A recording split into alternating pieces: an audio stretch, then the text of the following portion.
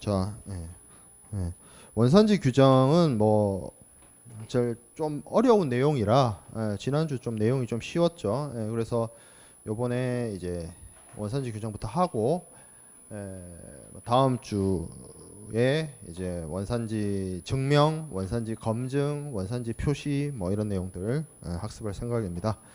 원산지라고 하면 기본적으로 사람들은 뭐 국적이 있어요. 뭐 여러분들 뭐 대한민국 국적을 갖고 있거나 아니면 외국인 유학생들 경우에는 자신의 이제 국적이 있죠. 사람도 이제 국적이 있으면 물건도 국적이 있습니다. 그 물건을 원산지라고 해요.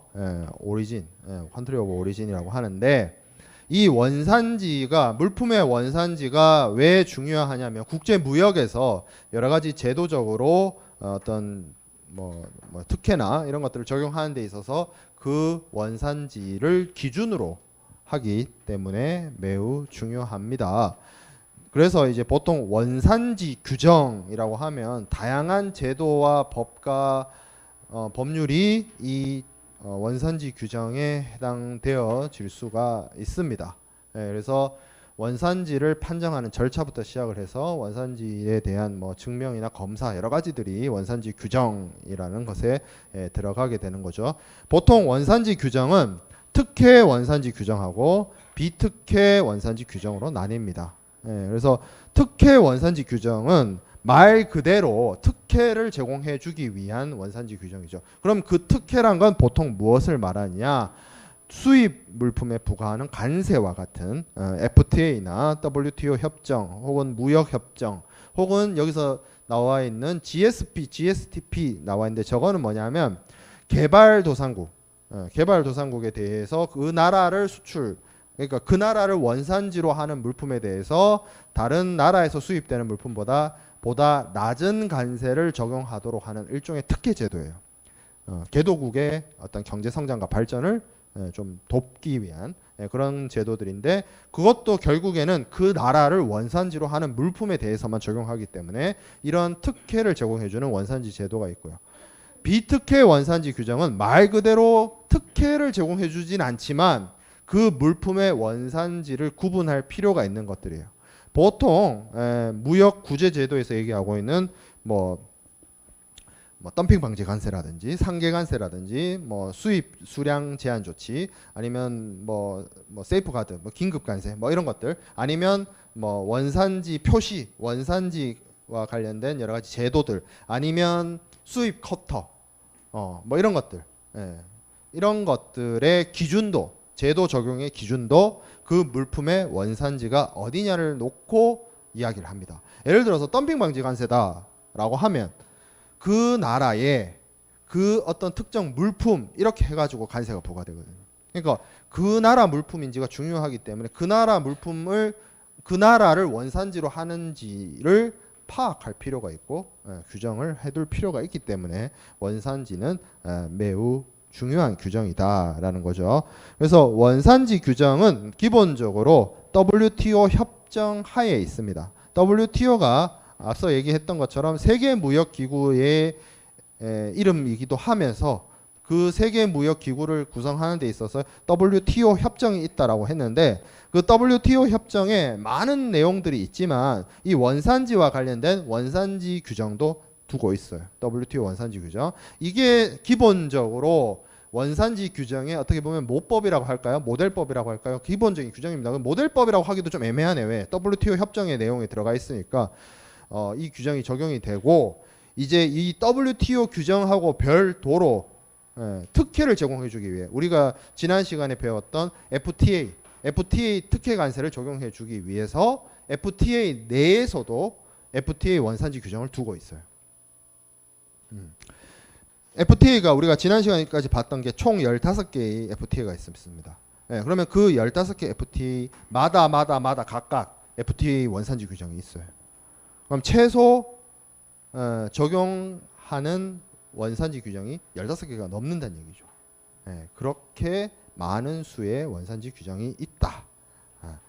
자, 그러면 원산지 규정, WTO 원산지 규정의 제1조에 뭐라고 얘기하고 있냐면 회원국이 상품의 원산지 국가를 결정하는 법률, 규정 및 일반적으로 적용되는 행정적인 판정 이렇게 얘기를 합니다.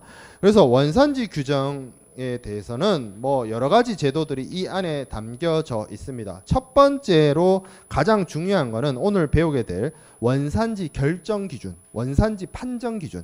이 물품이 어느 나라를 원산지로 하느냐를 결정하는 거예요. 그러니까 이 사람의 국적은 어디냐처럼 이 물품의 원산지는 과연 어느 나라냐 이걸 정하는 거. 자, 그래서 이 물품이 이 나라를 원산지로 한다라는 것이 결정됐어요. 그러면 그거를 남한테 입증하는 증명이 필요하죠. 그게 이제 원산지 증명서와 같은 원산지 증명제도. 그리고 이 원산지 증명서 혹은 이 원산지 판정이 제대로 됐는지 검증하는 과정도 필요합니다. 뭐 원산지 증명서나 여러 가지 증빙 자료를 통해서 입증하죠. 그리고 그렇게 원산지가 판정됐으면 그 물품에다가 보통 원산지를 씁니다. 여러분들이 갖고 있는 많은 물건들에도 보면 원산지 표시가 되어 있어요. 메이드 인 코리아니, 메이드 인 차이나니, 메이드 인 재팬이니. 그거 그냥 멋으로 하는 것도 아니고요. 재미삼아 하는 것도 아니고요. 법으로 다 정해놨어요. 그래서 법에서 이렇게 하라라고 규정되어 있기 때문에 그거 지켜야 됩니다. 원산지 표시를 어기게 되면 여러 가지 법적인 제재를 받을 수 있고요. 무역 분쟁이 발생할 수도 있습니다. 원산지 표시제도 그렇게 나뉘는 거죠. 그래서 원산지 규정의 용어, 원산지 판정 혹은 원산지 결정은 두 개 이상의 물품, 그러니까 하나의 물품이 두 개 이상의 국가를 거쳤는데 어느 나라가 원산지냐 이걸 결정하는 게 원산지 판정, 원산지 결정. 원산지 증명은 당연히 원산지를 증명하는 거, 원산지 증명서 같은 서류를 통해서. 자, 원산지 확인은 어떤 제도 적용을 위해서 이 원산지 증명서나 이런 관계 자료 아니면 뭐 물품 이런 것들을 제출받는 것을 말하고, 검증 절차도 중요합니다. 그래서 뭐 증명서나 제출된 자료를 통해서 이 물품이 정말로 이 나라를 원산지로 하는 것이 맞는지, 그리고 그러한 것을 증명하는 증명서가 제대로 발급됐는지 이런 것들을 검증하는 절차도 있고요. 그리고 원산지 표시도 매우 중요합니다. 이것도 그 규정이 있어요. 그냥 이게 뭐 그냥 내가 하고 싶은 데다가 할 수 있다 이게 아니고요. 어디다 하라는 것까지 다 정해져 있어요. 어느 부위에다가 적어야 되고 뭐 이렇게 내용들이 다 규정되어 있습니다. 그래서 기본적으로 우리나라의 기준에서는 원산지 표시는 대외무역법에 규정되어 있고요. 원산지 증명이나 원산지 결정 기준 같은 경우에는 뭐 WTO 규정도 있고, 그리고 각 FTA마다 원산지 결정 기준이 다 따로 되어 있어요. 그거 맞춰서 특혜 원산지 적용을 받으려면 원산지 결정 기준, 원산지 판정 기준을 충족을 시켜야 적용을 받을 수 있습니다. 그러면 이러한 원산지 규정을 둠으로 인해서 이 원산지 규정이 하는 역할 내지는 기능을 좀 살펴보면 가장 중요한 게 일단 소비자 보호입니다. 왜 그러냐면 지금의 어떤 무역 간섭이나 경제적인 어떤 환경에서 이 물품의 원산지가 어느 나라이냐가 결국에는 소비자에게 그 물품의 어떤 가치나 브랜드 평판이나 품질에 대한 보증 수단이 돼버려요. 아무래도 뭐 독일산 자동차 뭐 이런 것처럼 그 나라의 원산지라는 것이 그 자체로서 가치를 가지고 그 자체로서 품질 보증이 돼버리는. 그렇기 때문에 이걸 만약에 속인다 라고 하면 소비자 기만 행위가 돼버리는. 그렇죠? 소비자는 거기 표시되어 있는 원산지를 믿고 구매를 할 거니까. 그리고 이게 곧 반대 입장에서 생각해 보면 생산자 보호도 됩니다. 왜? 내가 정말 가치 있는 물건을 만들어내는 사람이에요. 근데 누군가가 나를 뭐 도용하거나 나를 뭐 이렇게 사칭해서 물건을 만들어낸다. 그러면 결국엔 나한테 피해가 오죠. 우리가 지난 시간에 한터키 FTA 하면서 지리적 표시에 대해서 보호를 한다. 한국 홍삼 뭐 그런 거, 뭐예요? 뭐 스카치 위스키, 뭐 스위스 치즈 이런 것들 보호한다. 왜 보호해 주겠어요? 예. 만약에 제가 그런 얘기 했죠. 어떤 주류 회사가 뭐 회사를 설립해 가지고 프랑스의 근처도 안 있는데 보르도 와인이라는 브랜드를 만들었다고 칩시다. 그게 결국엔 소비자한테 오인을 사게 만들거든요. 예. 그냥 오인으로 끝나면 안 되는데 걔 때문에 보르도산 와인에 대한 평가가 떨어질 수도 있는 부분이에요.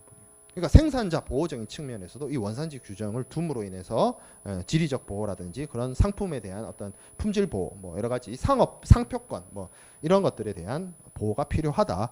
자, 그다음에 산업 및 무역 정책적인 측면에서도 중요합니다. 왜냐하면 여러 가지 무역 정책, 우리가 뭐 특혜 조치라든지 뭐 아니면 비특혜 조치라든지 뭐 덤핑 방지 관세라든지 이런 것들이 기본적으로 다 원산지 기준이에요. 원산지 기준. 물품에 대한 원산지 기준으로 규정되어 있기 때문에 이걸 엄격하게 규정해서 물품의 원산지를 구별할 필요가 있습니다. 예. 자, 그리고 무역 정책.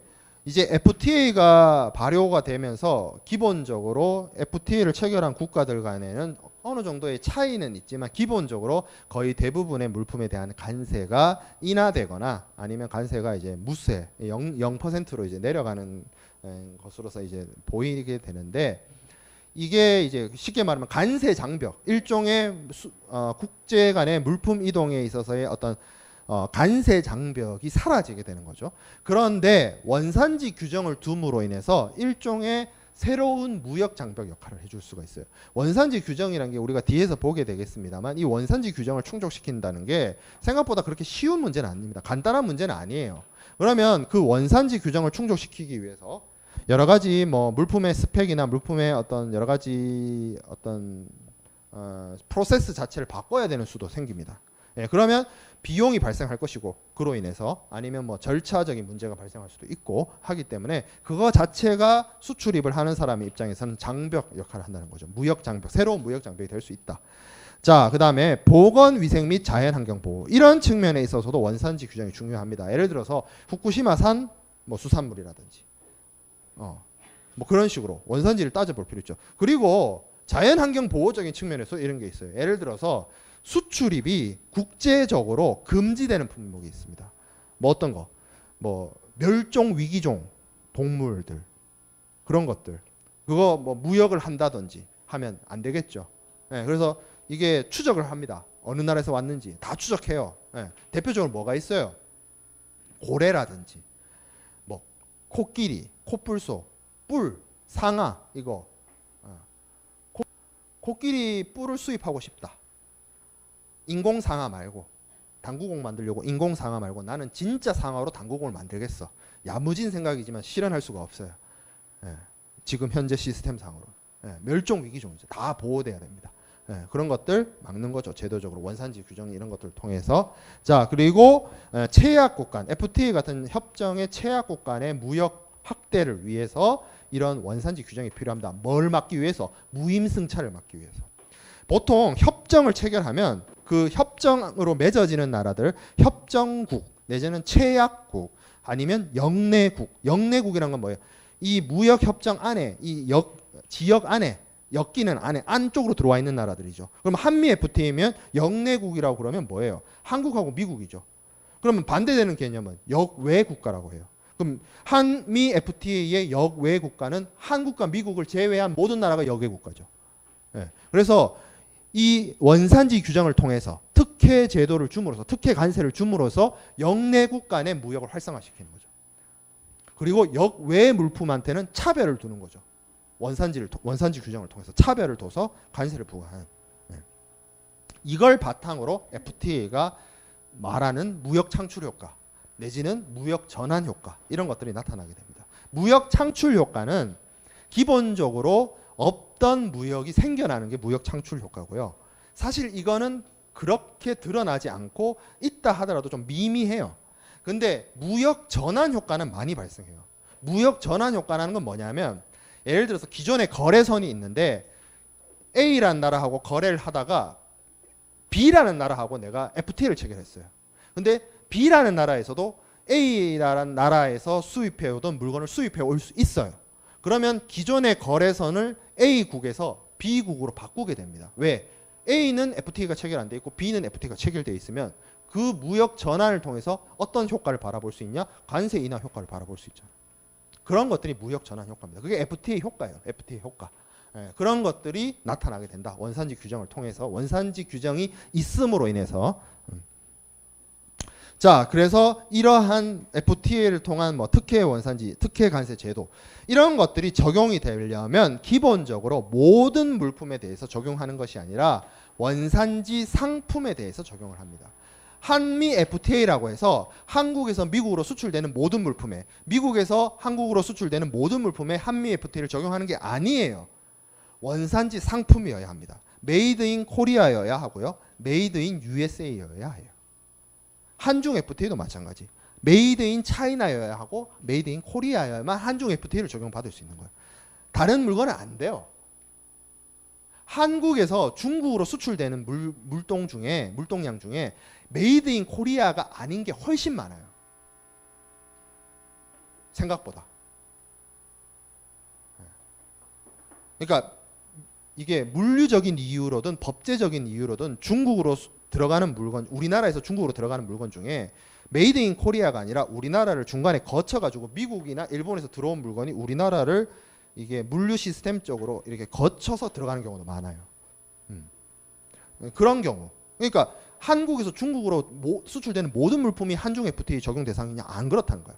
원산지 상품이어야 한다는 거야. 그 나라를 원산지로 하는 상품에 대해서만 이 FTA를 통한 특혜 원산지, 특혜 관세가 적용되어질 수 있다. 그러니까 중요한 거죠, 이 규정이. 그러면 원산지 상품은 어떤 것들이 있느냐? 기본적으로 그 나라에서 원자재부터 시작해서 전적으로 완전히 획득되거나 생산되는 물품.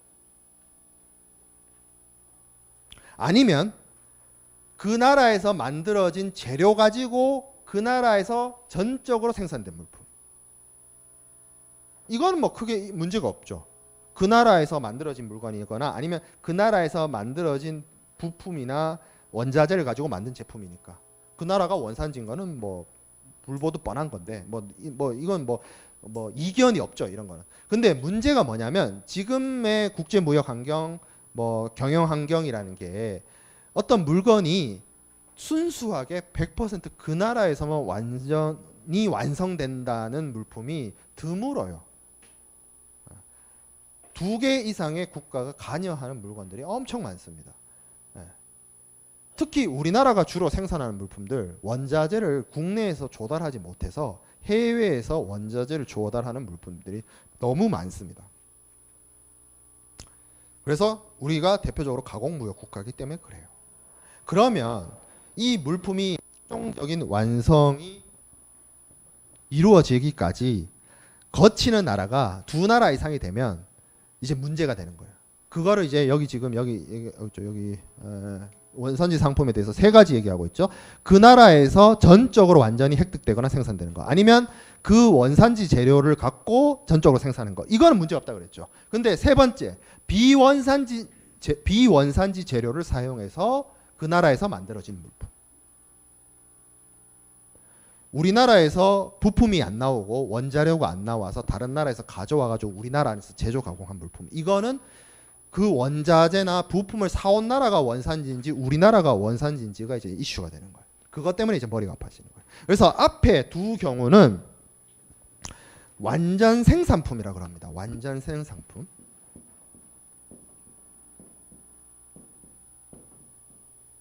완전히 생산됩니다. 원재료도 거기서 조달한 거예요. 이거는 이슈가 없어요. 이견이 없다니까. 근데 문제는 뭐다? 불완전 생산품 쪽에 있다는 거죠. 그러면 이거는 기본적으로 2나라 이상이 끼이는 거예요. 다른 나라에서 부품이나 원자재를 가져왔으니까. 이것 때문에 FTA의 원산지 규정이 까다롭게 적용이 됩니다. 자, 그래서 FTA 원산지 결정 기준은 기본적으로 앞서 얘기한 것처럼 완전 생산품의 경우에는 완전 생산 기준을 적용합니다. 완전 생산 기준.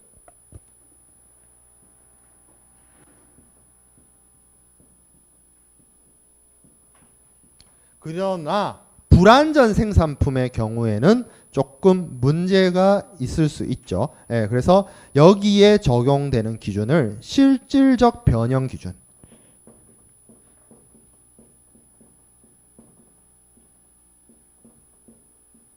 여기 네 번째 줄에 변현으로 되어 있는데 오타예요. 변형이에요. 첫 번째 동그라미의 세 번째 줄. 변형 기준입니다. 변형 기준. 그래서 이런 원산지 기준을 적용을 하는데 FTA마다 각 FTA마다 15개 FTA마다 FTA의 원산지 규정을 두고 있습니다. 우리 그 FTA 설명할 때 제가 그 원산지 협정의 그 협정문의 챕터를 다 보여줬어요. 뭐 다는 아니지만 몇 개 보여줬는데 거기에 다 있어요. 원산지라는 챕터가. 그러면 그 원산지 챕터에 주로 어떤 내용이 있냐면 이 특혜 원산지 제도를 적용받기 위한 기본 원칙들이 규정이 됩니다. 협정문 본문에. 그래서 기본적으로 거기 뭐 나와요. 그 나라를 뭐 원산지로 하는 물품에 대해서 적용한다. 뭐 이런 원칙들이 쭉 나와요. 그리고 보통은 협정마다 조금 다르긴 하지만 이 협정문의 부속서 내지는 별표 이런 데 가보면 뭐가 규정되어 있냐면 품목별 원산지 결정 규정이 적혀 있습니다.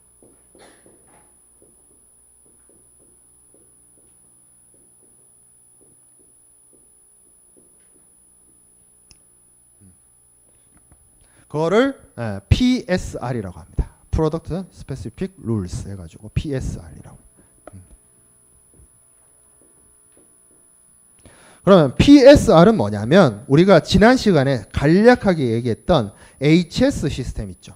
전 세계 무역을 하는 데 있어서 모든 대상 물품을 숫자, 넘버링으로 품목 분류를 해놓은 거를 HS 시스템이다라고 했는데 그 HS 시스템에 따라서 해당 품목에 대해서 개별적으로 적용되는 원산지 규정이에요.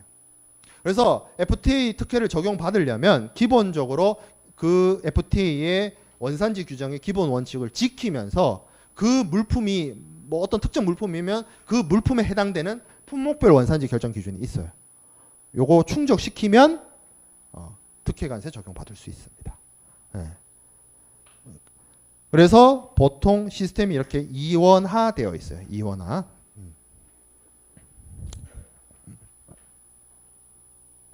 자, 그래서 원산지 결정의 기본 원칙, 보통 얘기하고 있는 기본 원칙이 FTA마다 조금 다르긴 합니다만 거의 대동소이한 내용들을 다루고 있는데 영역 원칙, 역외 가공, 완전 생산품, 충분 가공 원칙, 불인정 공정, 직접 운송 원칙 이런 것들이 이제 기본 원칙으로서 규정되고 품목별 원산지 결정 기준은 FTA 협정에 따라서 그 개별적인 내용을 담고 있습니다.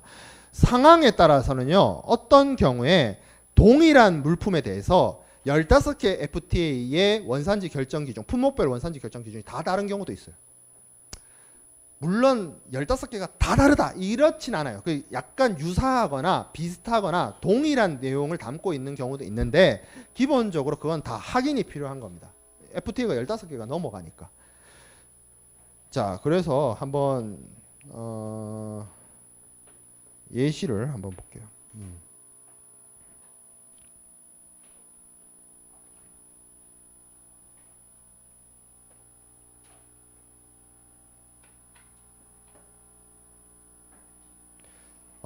여러분들이 나중에 필요하면 여기 이 사이트에 들어와서 찾으면 됩니다. 관세청에서 운영하고 있는 FTA 포털입니다. 여기 많은 이제 FTA 관련된 정보가 있으니까 혹시 뭐 수업 외적으로 좀 더 공부하고 싶은 친구들은 여기 들어와서 좀 보면 돼요.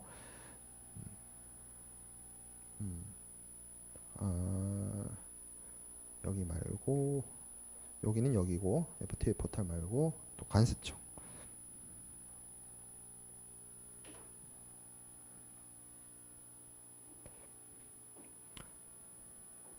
그래서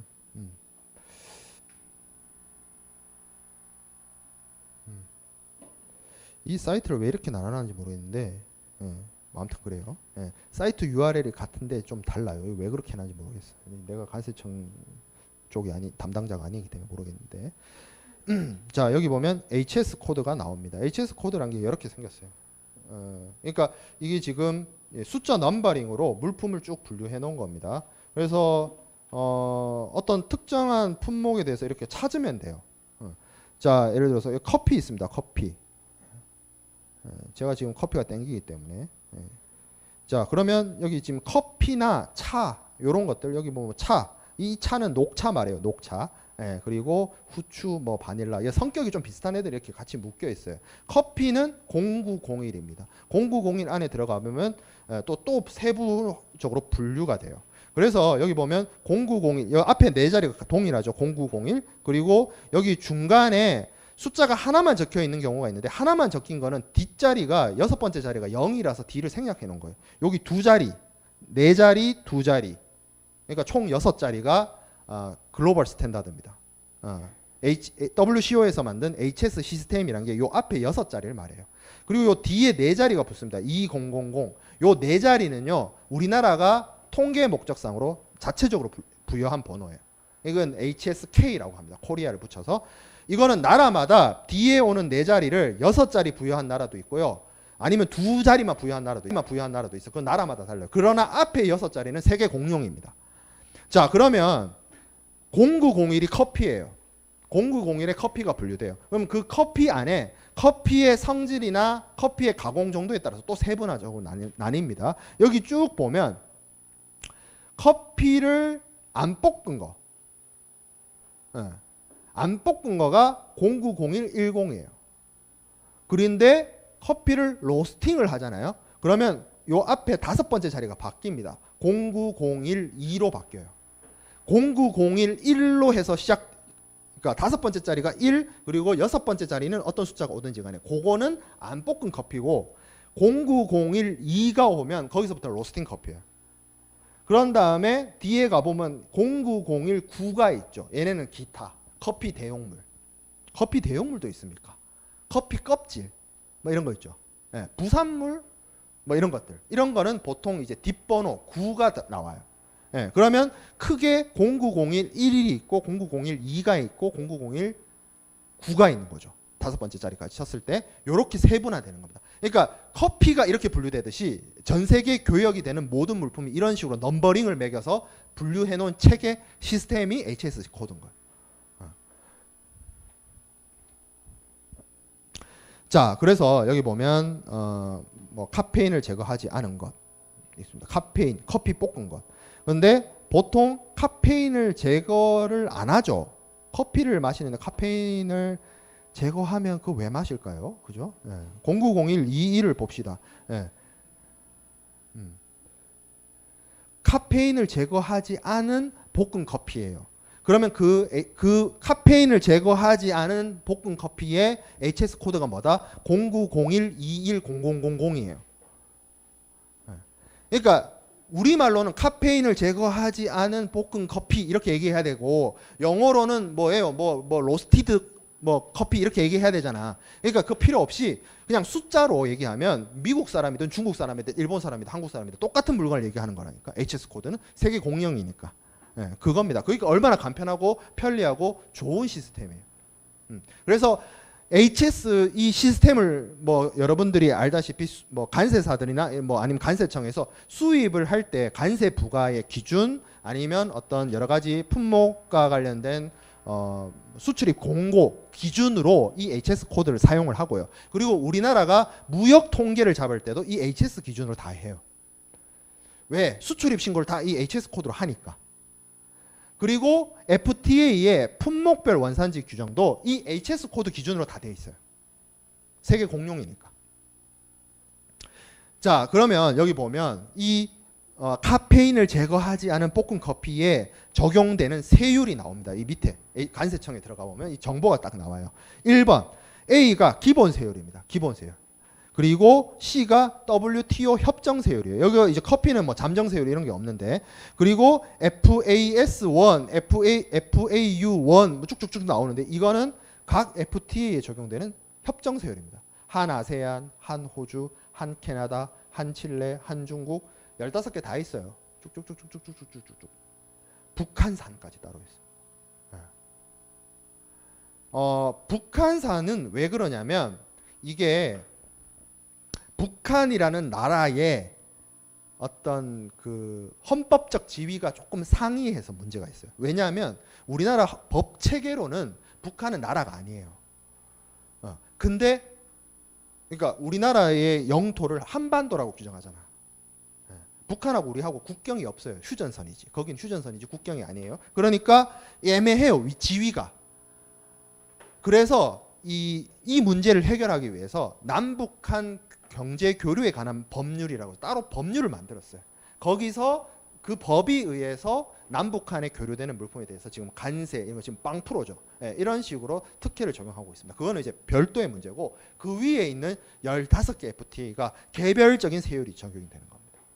예, 지금 거의 빵 풀어줘. 예, 커피 뭐 예를 들어서 지금 뭐 여기 뉴질랜드, 인도, 뭐 중국 이런 경우를 제외, 호주, 캐나다 이 몇 개를 제외하고는 거의 다 0%로 내려갔죠. 예, 이런 식으로 물론 여기도 보면 커피 말고 딴 거 해볼까요? 여러분들이 커피 말고 그 다음으로 대학 생활을 하면서 애호하는 물품이 커피가 1순위고 그 다음이 술이겠죠.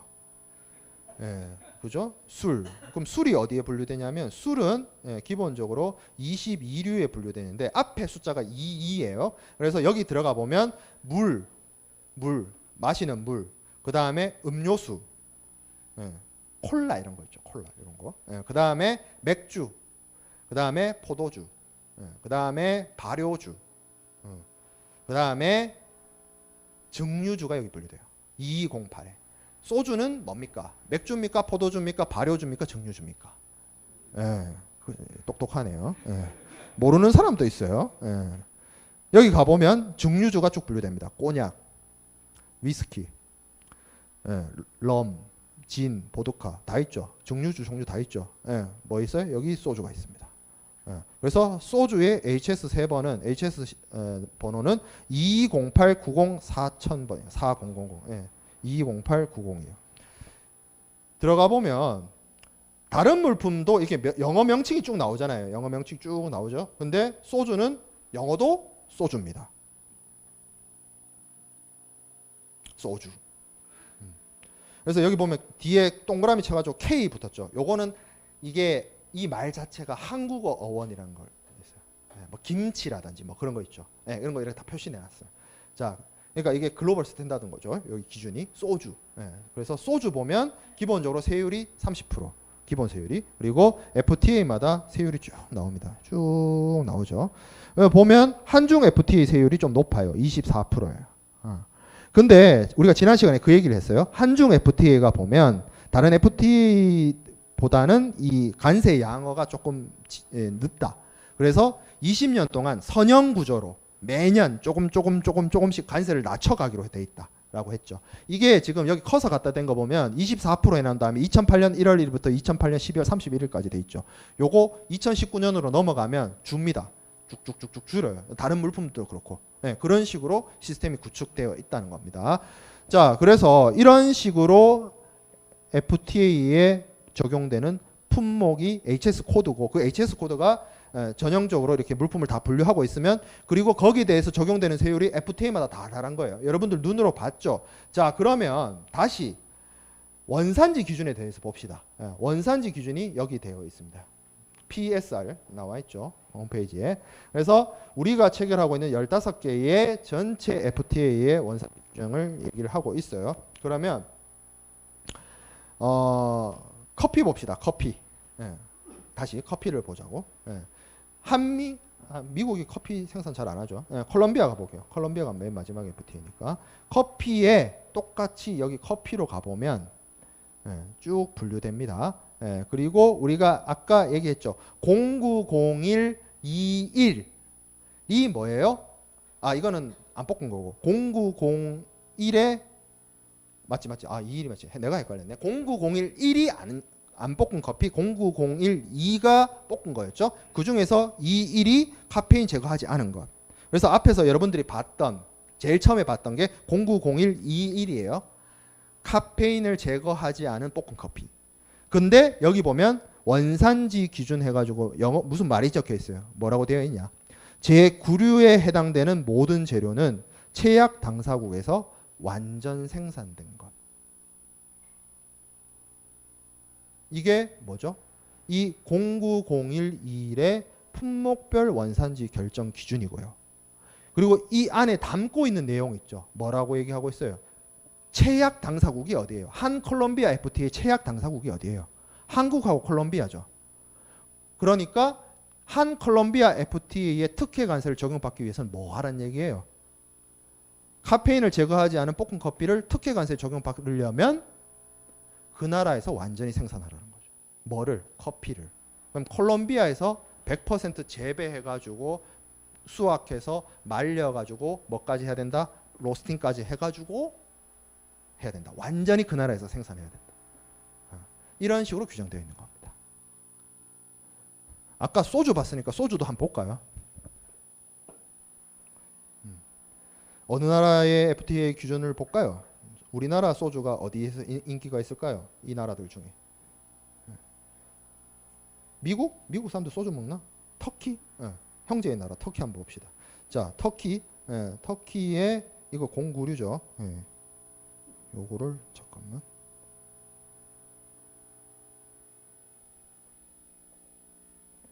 자, 2208에 오면 쭉 내려다 보면 여기에 이게 그 기타라고 묶이는데 여기에 소주가 들어갑니다. 아까 세부적인 번호로 여기 보면 220890이었죠. 2208 소주가. 그래서 220890 소주가 요 안에 들어가요. 기타에 포함돼요. 그래서 여기 뭐라고 되어 있어요? 모든 호에 해당되는 재료, 물론 2207이나 2208호에 있는 것 제외하고 모든 호에 해당되는 재료로부터 생산된 것. 다만 사용된 모든 포도로부터 얻은 재료는 완전 생산된 것을 제외한다. 그러니까 포도는 논내고 기본적으로 모든 호에 해당되는 재료로부터 생산된 것. 근데 이 말에는 단서가 달려 있습니다. 2207 또는 2208을 만든 것을 제외. 2207이나 2208이 뭐냐면 주정, 알코올하고 증류주를 말하거든요. 그거 빼고 나머지 다른 호에서 이 소주를 만들기 위해서 변환된 거라고 말합니다. 이게 조금 뒤에서 3번 변경 기준을 얘기할 때 제가 조금 더 얘기를 하겠습니다만 이 물품이란 게 다시 좀 커피를 가볼까요? 커피로 아까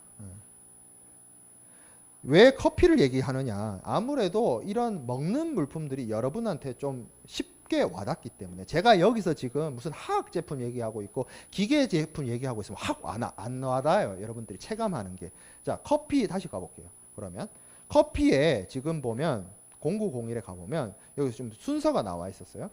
여기 보면 앞서 얘기한 것처럼 기본적으로 볶지 않은 커피, 볶은 커피, 그리고 커피 껍데기가 있었잖아요. 그러면 처음에 커피를 수확해가지고 로스팅을 안 한 상태면 0901 1일 거 아니에요. 근데 얘를 로스팅하면 어떻게 되겠어요? 그거는 더 이상 0901 1이 아니라 0901 2로 바뀔 거 아니에요. 물품을 가공을 더하면 물품에 대해서 제조 가공을 더하면 물품들이 3번이 변경됩니다. HS 코드가 바뀌어요. HS 코드란 게 한 번 부여되면 영원히 끝까지 가는 게 아니라 물품의 상태와 가공 정도에 따라서 3번이 바뀝니다. 지금 앞에서 봤던 소주의 품목별 원산지 결정 기준이 담고 있는 내용은 뭐냐면 다른 호에서부터 가공이 돼서 이 소주라는 물품으로 제조 공정에 따라서 이 HS 코드가 바뀐 걸 얘기를 하는 거예요. 그게 지금 품목별 결정 기준이에요. 이 기준으로 FTA 원산지 결정 기준이 나뉩니다. 여러분들한테 제가 이걸 예시로서 이해를 시키기 위해서 보여주는 거지 시험 목적, 기말고사 목적으로 공부하라는 얘기는 절대 아닙니다. 이거는 저기 뭐 하는 사람들이 공부하는 거냐면 간세사나 뭐 원산지 관리사나 그런 사람들이 공부하는 거예요. 여러분들 하면 안 돼. 할 필요도 없고. 자, 그렇습니다. 이제 충분히 이해가 됐을 거라고 하죠. 다시 강의 자료로 돌아와서 자, 그래서 FTA의 특혜 관세를 적용하기 위해서는 여러 가지 기본 원칙들이 적용이 되는데 첫 번째가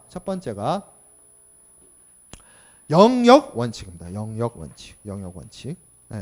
뭐다? 이거는 그 나라에서 완전히 생산돼야 됩니다. 그 영역 안에서.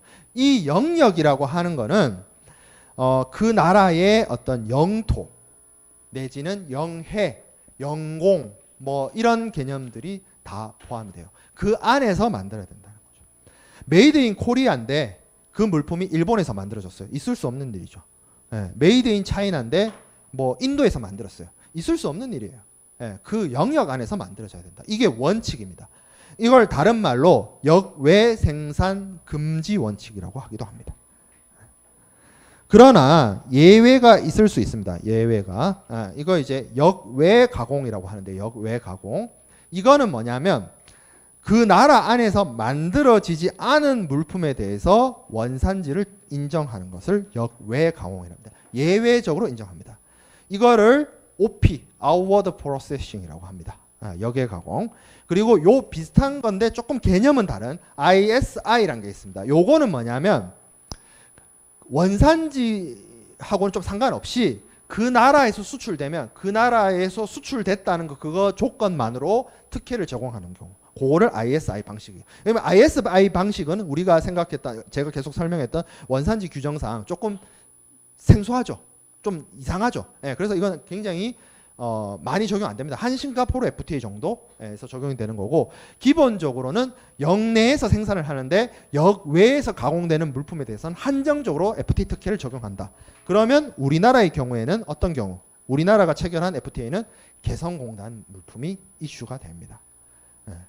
그래서 제가 지난 시간이었나요? 뭐 아무튼 지지난 시간에 개성공단 물품이 우리한테는 그냥 뭐 북한한테 물건을 보내서 거기에 이제 값싼 노동력을 이용해서 물건을 만드는 아주 남북 교류의 어떤 뭐 상징과도 같은 그런 것이지만 외국 사람의 눈에는 한국은 한국이고 북한은 북한이라는 거죠.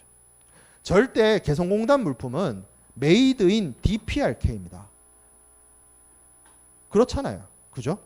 그거를 메이드 인 코리아와 같은 수준의 특혜 관세를 적용받으려면 여러 가지 제약이 걸립니다. 몇 가지 제약이 걸려요. 그래서 이 지금 모든 FTA 우리나라가 체결한 모든 FTA가 이를 인정하는 것은 아니고요. 싱가포르, 에프타, 아세안, 인도, 페루, 콜롬비아, 베트남, 중국하고의 맺은 FTA에서만 인정이 되고 있습니다. 그리고 허용 지역도 개성공단으로 한정하고 있어요. 만약에 다른 지역을 추가할 것 같으면 추가 협상을 해야 되고요.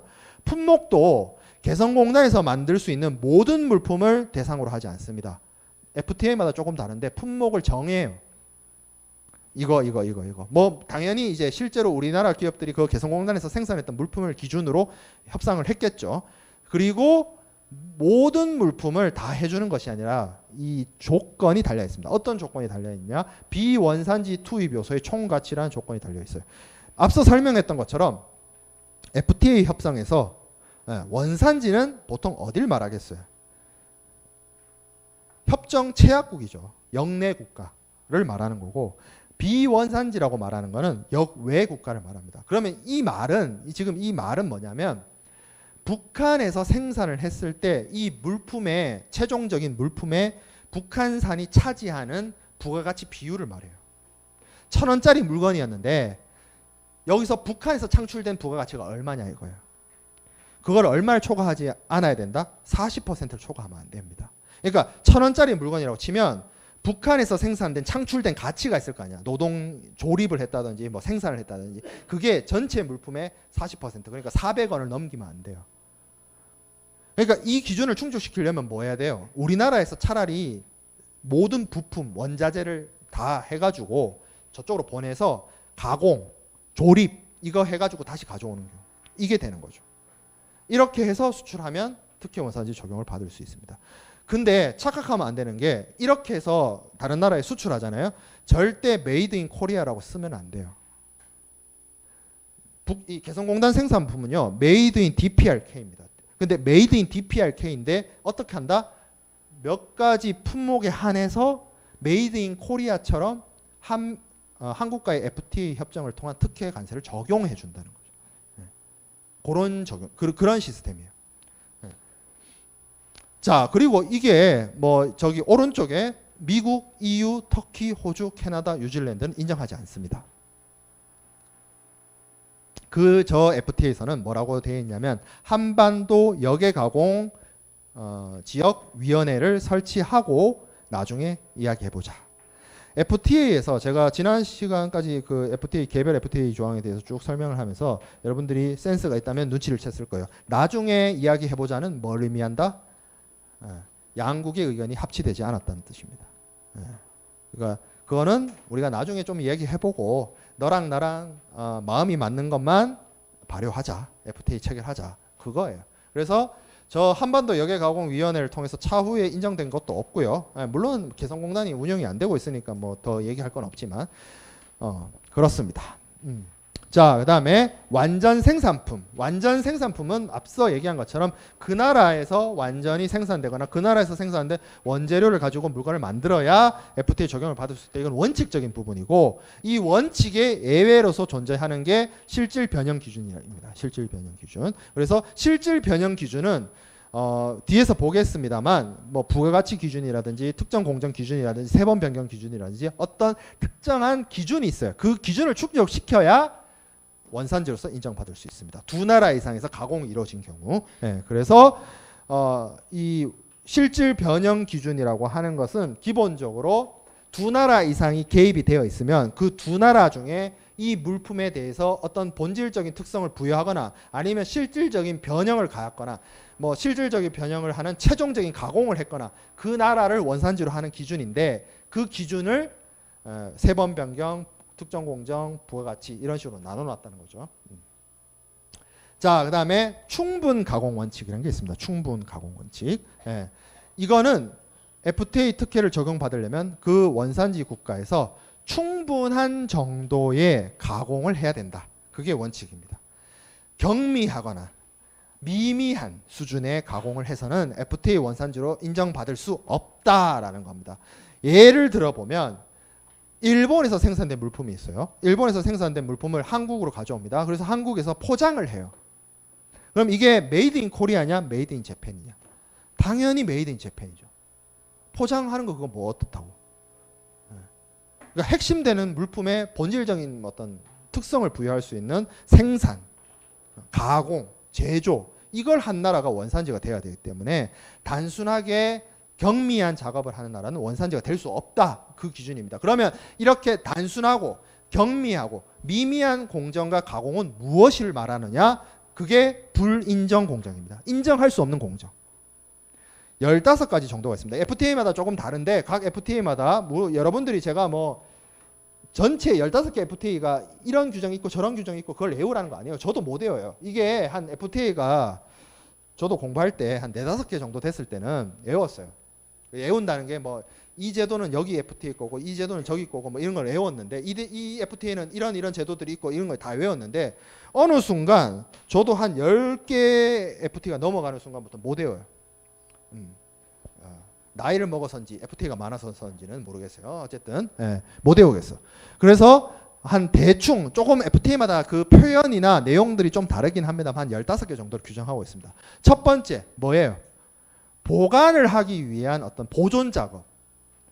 건조시킨다든지 냉동시킨다든지 냉장시킨다든지 염장, 염수장. 염장이 뭐예요? 염장. 소금에 절이는 거죠. 젓갈. 염장. 그리고 이산화황 같은 데다 넣는 보존, 썩지 않도록 하는 거죠. 그러니까 운송이나 보관을 위한 어떤 가정이지 이거는 뭐 생산이라고 볼 수 없는 거예요. 그리고 앞서 얘기했던 포장, 포장하는 거. 세 번째, 먼지나 녹이나 기름이나 페인트를 세척하는 거. 이거 그냥 씻겨주는 거지. 이게 무슨 생산이에요? 그렇죠? 네 번째, 페인트질. 뭐 당연히 그렇고. 5번, 곡물이나 쌀에 대한 외피 제거, 도정, 쌀 껍질 벗기는 거. 이게 무슨 생산이에요? 그죠? 그 다음에 6번, 당류의 착색 또는 각설탕 작업. 이게 그 설탕이란 게 어디서 나오는지 알죠? 사탕무, 사탕수수가 나오죠. 거기서 그러면 걔네들이 설탕으로 우수수 떨어지는 게 아니죠. 거기에 이제 그 안에 사탕수수 그 내피 그 뭐라고 이제 그 안쪽에 있는 부분, 그걸 걷어서 여러 가지 가공 공정을 거쳐서 만들어야 돼요. 근데 그렇게 나오는 원당을 이제 운반을 하기 위해서 각설탕으로 만들어요. 이거는 생산이 아닌 거지. 설탕을 만들기 위한 어떤 운반이나 보관이나 상업적으로 바꾸기 위해서 포장 단위로 각설탕으로 만드는 정도. 그건 아닌 거죠. 원당을 만드는 작업이 아니기 때문에. 자, 그 다음에 가일이나 견과류에 대해서 탈피하는 거. 그러니까 껍질을 벗기는 거. 여러분들 호두 견과류 많이 먹죠. 보면 그냥 호두 껍질 벗겨진 상태로 유통되잖아요. 근데 그게 껍질이 쌓여 있는 상태로 유통된다고 생각해봐요. 부피도 많이 차지할 뿐더러 내가 그걸 부셔 먹기도 애매하고. 그렇죠. 그래서 껍질 벗겨서 유통을 시킵니다. 실제 무역을 할 때도 그런 껍질 벗기는 정도의 가공은 이거 생산이 아니다 이렇게 보는 거예요. 그 다음에 뭐 분쇄 가루로 만들어 버리거나 체질이 이거 채치는 거. 그러니까 선별 작업을 하는 거예요. 어떤 일종의 직경을 얼마 정도만 통과시키는 그런 선별 작업을 하는 거. 단순 혼합시키는 거. 아니면 단순 조립하거나 분해시키는 거. 예를 들어서 이런 경우 있어요. 운반을 위해서 물품을 분해시키는 경우도 있습니다. 헬리콥터 같은 경우에는 컨테이너에 다 안 들어가요. 그렇다고 해서 얘네들이 태평양을 날아올 수도 없어요. 그럼 어떻게 하느냐? 분해시켜버립니다. 분해해서 부분품으로 다 나눠서 포장을 해서 가지고 와요. 그리고 어떻게 한다? 기술자를 모셔오죠. 기술자를 모셔와서 여기서 다시 조립해요. 그런 분해 조립. 그거 당연히 생산 아니죠. 자, 그 다음에 단순 시험, 그리고 동물의 도살, 그리고 뭐 표식이나 라벨 붙이는 거, 태그 붙이는 거, 그리고 희석시키는 거. 여기 동물의 도살이 있는데 생각을 해보면 이게 도살이 핵심적인 생산이 아니에요. 이게 만약에 도살하는 작업이 생산이라고 생각을 하면 이런 문제가 있어요. 소를 있잖아요. 소를, 미국 소를 우리나라에 가져와요. 그리고 우리나라에서 잡아요. 그럼 그게 한우인가요? 여러분들이 상식적으로 판단해도 한우가 아니죠. 한국 소라고 할 수 없죠. 소는 도축하는 게 중요해요? 사육하는 게 중요해요? 그렇죠. 사육한 나라가 원산지가 돼야 되겠죠. 이런 것들이 불인정 공정에 해당됩니다. 이거는 그 나라에서 이루어졌다 하더라도 그게 혹시 3번을 변경시켜도 HS 코드를 바꾼다 하더라도 절대 원산지 규정을 충족시키는 게 아니고 원산지로서 인정받을 수가 없습니다. 이런 공정들은. 자, 그 다음에 직접 운송 원칙이 있습니다. 직접 운송 원칙은 뭐냐면 FTA 특혜를 적용받으려면 기본적으로 수출국에서 수입국으로 직접 다이렉트로 운송이 돼야 돼요. 다른 나라를 거치면 안 돼요. 근데 이건 원칙입니다. 원칙. 앞서도 보면 역내 생산 해놓고는 역외 가공 인정해줬고 뭐 이런 식으로 예외 조항이 있었죠. 당연히 이 직접 운송 원칙도 원칙인데 예외가 적용될 수 있습니다. 어떤 경우에 제3국을 단순히 경유하거나 단순히 제3국에서 하역 작업, 그러니까 물품을 선적하거나 내리는 작업을 하거나 아니면 단순하게 한적 작업을 하거나 운송을 위해서 그런 경우는 예외입니다. 그리고 어떤 운송의 어떤 가정상 필수 불가결할 정도로 제3국을 경유해야 되는 경우가 있기 때문에 이런 단순 경유에 대해서는 직접 운송 원칙이 예외로서 인정해줘요. 어떤 나라가 그렇다? 스위스가 그래요. 스위스에서 우리나라로 들어올 때 물품이 들어온다고 칠 때 비행기를 태우면 문제가 없지만 배를 태운다고 생각하면 스위스는 항구가 없기 때문에 반드시 프랑스나 독일이나 네덜란드를 거쳐와야 돼요. 그렇죠. 그러면 그럼 메이드 인 스위스가 메이드 인 프랑스가 되고 메이드 인 네덜란드가 되느냐? 그렇지 않다는 거죠. 왜? 프랑스나 네덜란드는 중간에 단순하게 그냥 경유하는 국가다. 그리고 네덜란드 암스테르담 항에 와서 단순히 하역 작업만 한다 이거예요. 원산지가 될 수 없다는 거죠. 이런 식으로 예외가 규정되어 있습니다. 그러니까 이런 원칙들을 다 지키면서 개별 품목마다 정해져 있는 품목별 원산지 결정 기준을 충족시켜야 원산지 상품으로서 인정받을 수 있고 그리고 그걸 통해서 FTA 특혜 관세를 적용받을 수가 있습니다. 그래서 다음 시간부터 보게 될 원산지 결정 기준은 각 품목에 대해서 규정되어 있는 부분들이에요. 그래서 그런 것들이 완전 생산 기준, 아까 커피 같은 거 콜롬비아에서 완전히 생산돼야 된다. 그리고 실질적 변형 기준에서는 3번 변경, 부가가치, 특정 공정이 있고요. 그 외에도 보충 기준, 부가 기준, 원산지 결정 기준의 특례라고 하는 것들이 있습니다. 여기 완전 생산 기준이나 실질 변형 기준만으로는 물품의 원산지를 결정할 수 없는 경우에 적용되는 애들이요. 뭐 미소 기준이라든지 누적 기준이라든지 아까 봤던 우리 불인종 공정 같은 것들, 그리고 그 외에도 뭐 세트 물품이라든지 세트 물품의 경우에는 원산지를 어떻게 결정할 것이냐, 이런 기준들이 보충 기준, 부가 기준, 원산지 결정 기준의 특례, 이거 교수님들마다 쓰는 표현이 달라서 다 얘기하는 거예요. 예, 그렇게 규정되는 것이 있습니다. 예, 이런 내용들은 우리가 다음 시간에 이어서 보도록 하겠습니다.